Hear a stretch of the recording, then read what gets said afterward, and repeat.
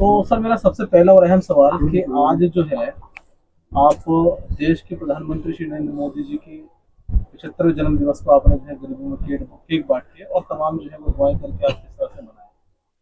और आज के इस खास मौके पर आप पहले देशवासियों को क्या संदेश देना चाहेंगे और इस कार्यक्रम से क्या एक मैसेज आप देना चाहते हैं?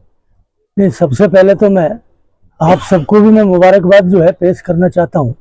क्योंकि आप सब जो है बहुत ही जागरूक पत्रकार हैं। और स्पेशली जो है मैं वो अपने फुरकान सलमानी साहब को उसके लिए मुबारकबाद पेश करता हूँ, और पूरी मुनसिफ की टीम और जितने भी हमारे यहाँ पर चैनल आए उन सबको मुबारकबाद इसलिए देना चाहता हूँ कि आपने आज इतने अच्छे दिन बुधवार, जो हमारे माननीय प्रधानमंत्री वजीर आजम नरेंद्र मोदी जी का जन्मदिन है,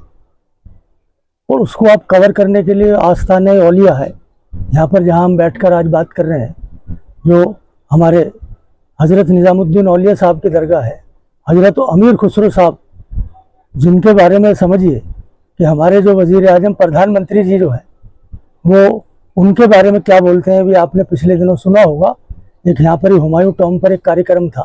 तो उन्होंने हज़रत अमीर खुसरो और हज़रत निज़ामुद्दीन औलिया साहब के बारे में उन्होंने अपने व्यूज़ दिए थे। तो ये सबका साथ, सबका विकास, सबका प्रयास का जो फार्मूला है वो इसी जो है आस्थाने औलिया से निकला हुआ है। यहाँ पर अगर आप पूरे दिन अगर बैठेंगे और देखेंगे और बहुत ही बारीकी से उस पर नज़र डालेंगे तो यहाँ पर हिंदुस्तान की सरजमीन के हर कोने कोने से हिंदू, मुस्लिम, सिख, ईसाई, बौद्ध, जैन, पारसी सब इस आस्थाने पर आते हैं, और जो भी उनकी मन्नत होती है वो आकर मांगते हैं। उसी को मद्देनजर रखते हुए आज जो है आज उनके 75वें आज यौम पैदाइश पर पसमानदा मुस्लिम समाज उत्थान समिति संघ रजिस्टर्ड के हमारे सारे ऑफिस बेयरर्स, साथ ही हमारे जो उनके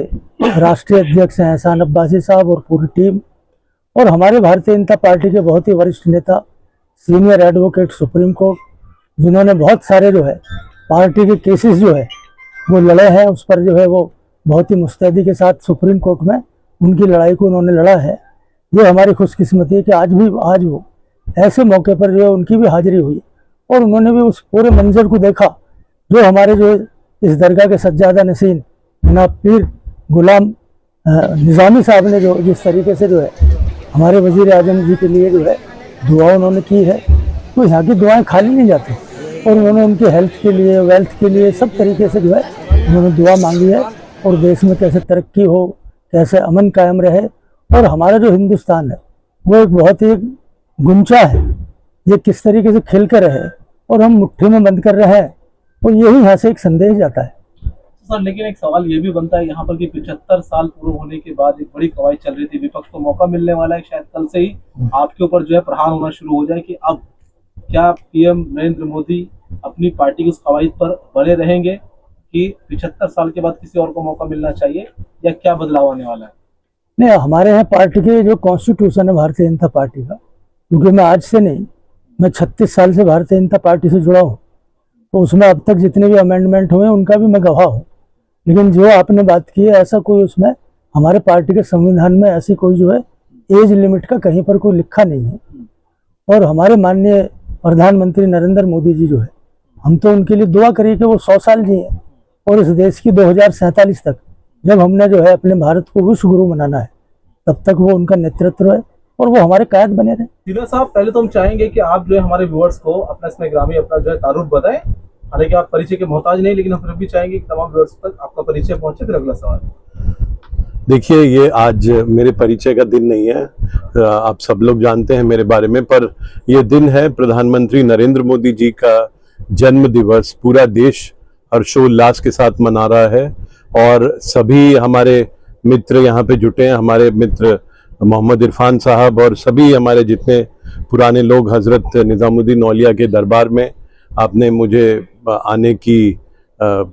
की दावत दी और मैं आया आपके साथ, और यहाँ पे आप सब लोगों ने चादर चढ़ाई और उनके लिए दुआ मांगी। तो ये यही दिखाता है कि देश के लोगों के मन में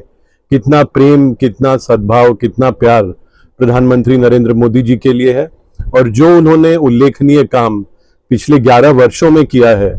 राजनीति को एक शासन करने का माध्यम नहीं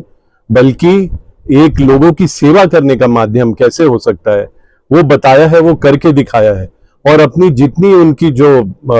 राजनीतिक कर्म यात्रा रही है उसका मोटो यही रहा है कि किस तरीके से राजनीति के माध्यम से लोगों की ज्यादा से ज्यादा उन तक पहुंचा जाए, उनकी सेवा की जा सके, उनके जो मूलभूत समस्याएं हैं उनका निवारण किया जा सके। और पिछले 11 वर्षों में प्रधानमंत्री नरेंद्र मोदी जी ने वही करके दिखाया है। और यही कारण है कि देश के लोगों की जितनी भी जो समस्याएं वर्षों वर्षों से चली आ रही थी उन सब का निवारण हुआ है। लोग अब ज्यादा खुशहाल हैं। हमारा देश जो है